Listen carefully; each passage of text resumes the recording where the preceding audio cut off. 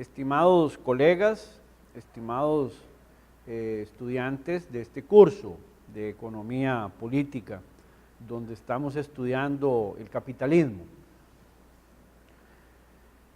Estamos en el segmento de Historia del Capitalismo, luego de haber ubicado cuál es un poco el objeto de estudio del capitalismo, el excedente, cómo se distribuye el excedente, las clases sociales que están detrás de la distribución de ese excedente, cómo se mide esa mala distribución del excedente a través de la distribución del ingreso, ¿verdad? Y el coeficiente de Gini o la curva de Lorenz, bueno, que se sirve de la curva de Lorenz para afinar eso. Como ustedes ven, no siempre en la historia ha existido el capitalismo. Vea que entonces llegamos a las sociedades griegas en el 2600 a.C. Ahí estamos ya en una sociedad esclavista, ¿verdad? En el Neolítico teníamos una sociedad primitiva, bastante igualitaria, nómada, y luego del invento de la revolución agrícola y ganadera, sedentaria, que empieza a construir ciudades. Ahí todos esos, 4, 5, hasta 10 millones de años, los homínidos fueron completamente nómadas, recolectores y cazadores, y el clima no estaba estable. Bueno, pues aquí ya en Grecia tenemos ciudades esclavistas, están los esclavos incluso en Grecia, pero se inaugura una de las cosas más importantes de la historia humana, que es la democracia. Esta es la cuna de la democracia. En Occidente todavía vivimos de las ideas que idearon esos griegos, los grandes matemáticos, Pitágoras, los grandes filósofos, Euclides, Tales de Mileto, los grandes matemáticos, los grandes filósofos, Aristóteles, Platón, ¿verdad? Demócrito, Epicuro, que fueron materialistas, Platón, Aristóteles, idealistas, los atomistas griegos que descubrieron y hablaban del éter y los átomos, de tal manera que el teatro, la tragedia, la filosofía, los discursos de filosofía política del famoso libro ¿verdad? Aristotélico, de la República, todavía se leen, todavía se estudian, y la gran literatura, la Ilíada, la Eneida, que yo mismo pues estudiaba en el colegio de secundaria. Yo estudié en el colegio Napoleón Quesada en Guadalupe y en la escuela Pilar Jiménez, soy de pura cepa. Entonces, dentro de esos grandes descubrimientos, por supuesto que no se iba a escapar ni la medicina, ni la arquitectura, ni la filosofía, ni la política, y tampoco la economía. Vean ustedes que economía viene de una raíz griega que es oikos. Oikos nomos. Oikos es casa. Entonces, la economía es el estudio de la casa.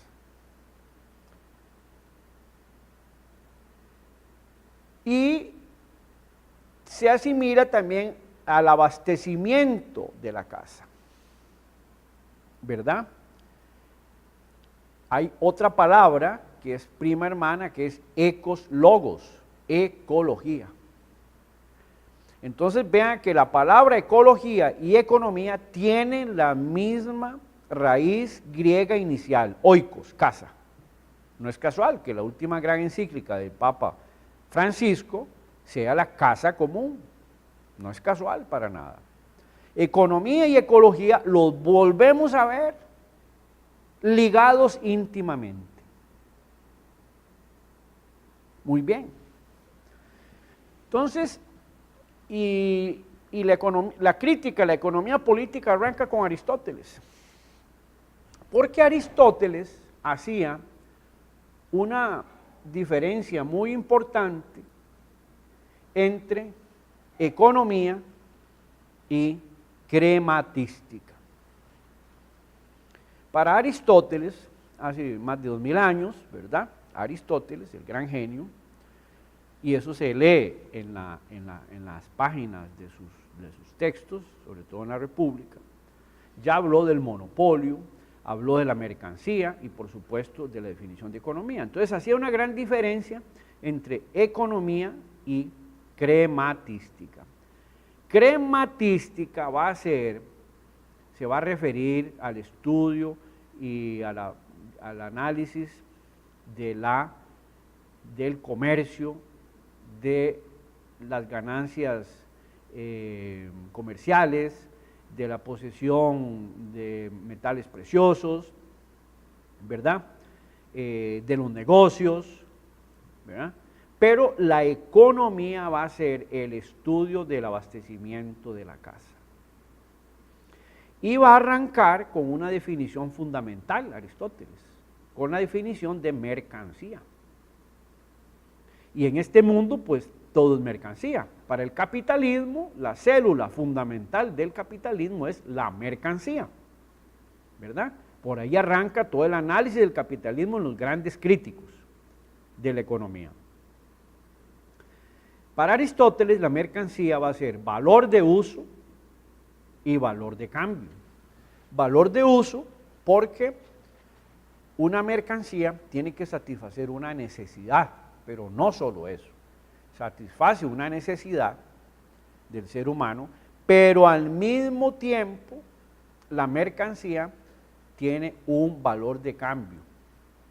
Se puede intercambiar esa mercancía por otras, incluso llegar a ser el equivalente general, como fue el oro, y hoy todo indica que vuelve a las monedas a tener su referente en la riqueza, ¿verdad? Como antes lo decía, el caso del petro y el caso de otras monedas que empiezan a determinar su valor por la riqueza que les respalda, como debe ser, como nació la moneda. Entonces, esa mercancía va a tener esas dos cualidades. Insisto, el caso del oro, que es una mercancía muy especial. O la fuerza de trabajo, que ustedes y yo tenemos, esa fuerza de trabajo, y que la vendemos como mercancía y percibimos un salario por ello. Hay otras mercancías también muy especiales. De tal manera que ahí arranca toda esta discusión sobre la naturaleza de la economía y de la crematística. Entonces, lo que se está haciendo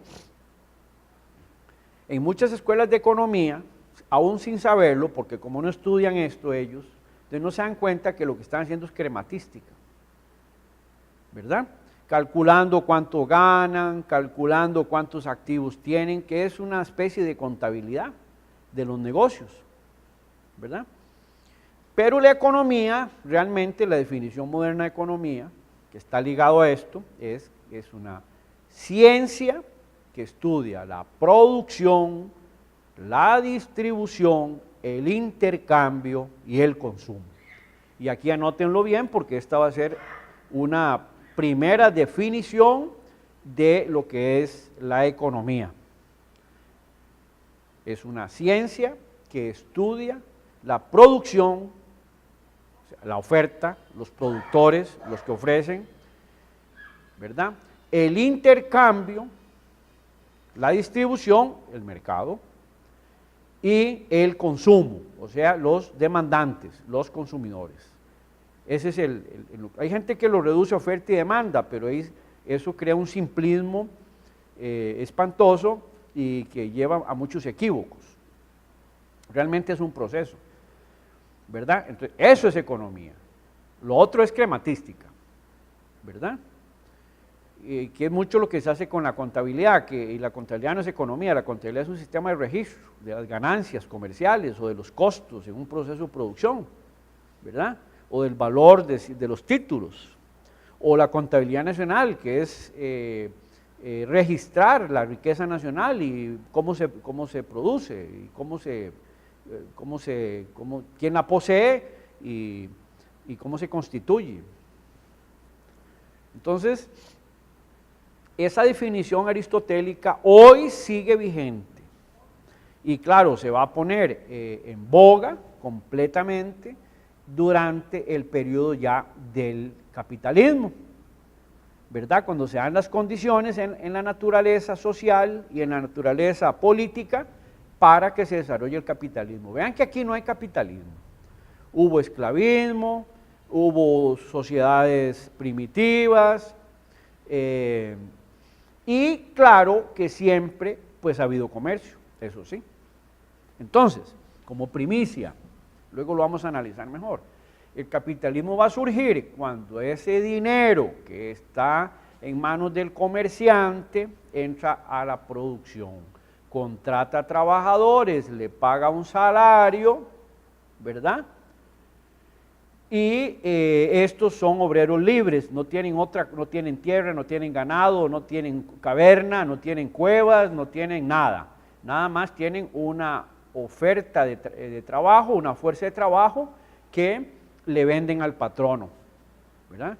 Luego este patrono coge sus productos y los vende y al final del día tiene una suma mayor de dinero que con la que empezó el día.